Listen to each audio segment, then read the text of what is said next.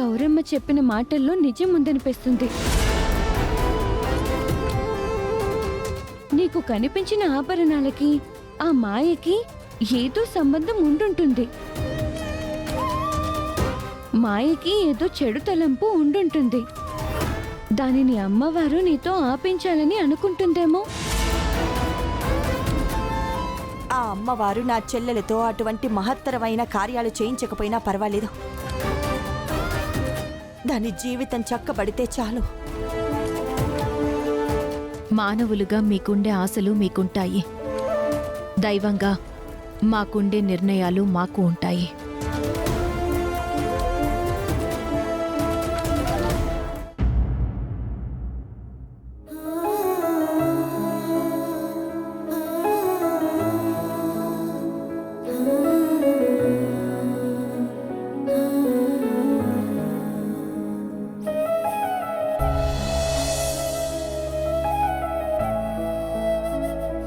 మా పండుగలలో, మా జాతరలలో అమ్మవారికి ప్రత్యేకమైన ప్రసాదాన్ని తయారు చేసి నైవేద్యంగా వాడతాము.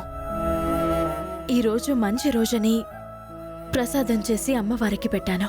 నువ్వు చెప్పిన దాని ప్రకారం ఆ ప్రసాదానికి చాలా విశిష్టత ఉందైతే.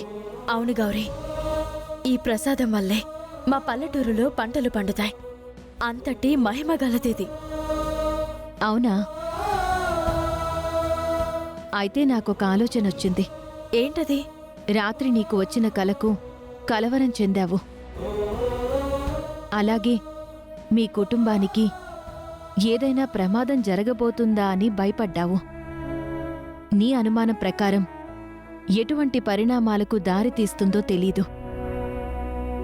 ఊహించని సమస్యలేవీ దరిచేరకుండా ఉండాలి అంటే ఈ ప్రసాదాన్ని మీ అత్తయ్య వాళ్లకు ఇచ్చిరా. అంతా మంచే జరుగుతుంది. ఏం ఆలోచిస్తున్నావు? వాళ్ళకి నా నోటి మాటే చేదు. నా చేతి వంట, ప్రసాదం రుచిగా ఎందుకుంటాయి? ప్రసాదం విషయంలో పంతం ఉండకపోవచ్చు కదా?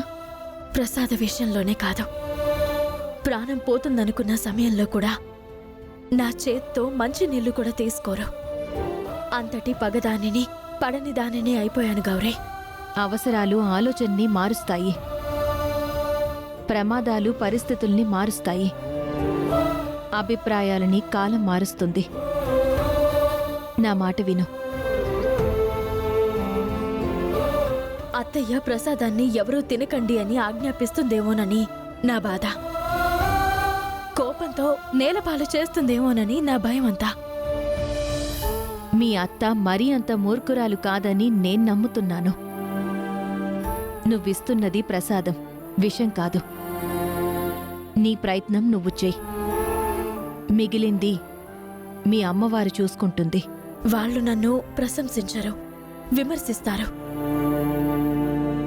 అభిమానించరు, అనుమానిస్తారు. అయినా సరే నీ మాటని గౌరవించి వెళ్తాను.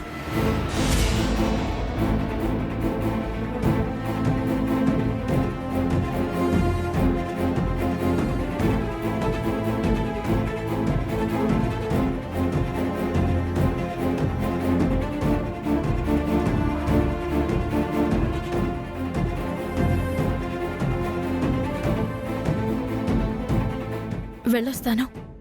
సరే.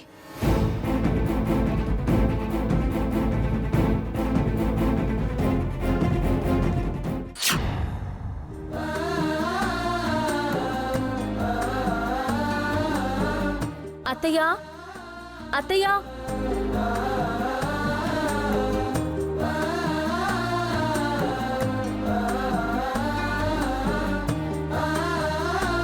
ఈరోజు మంచి రోజని ప్రసాదం తయారు చేసి తీసుకునొచ్చాను.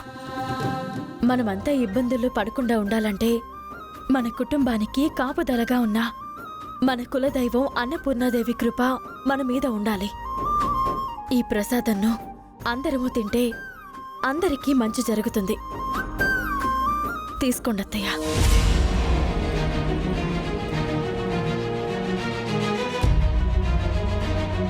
అవని మంచి మనసుతో తీసుకొచ్చింది, కాదనకండి అత్తయ్య.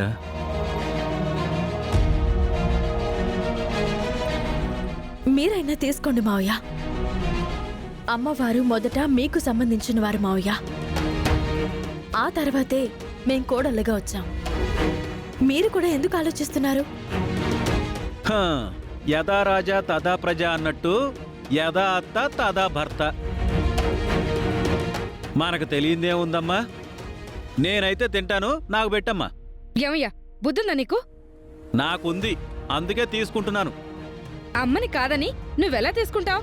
అక్క, తిండి విషయంలో బావని మించిన కకృతోడు ఇంకెవరుంటారు? నువ్వేం తీసుకొచ్చినా తినేవాళ్ళెవరూ లేరిక్కడ.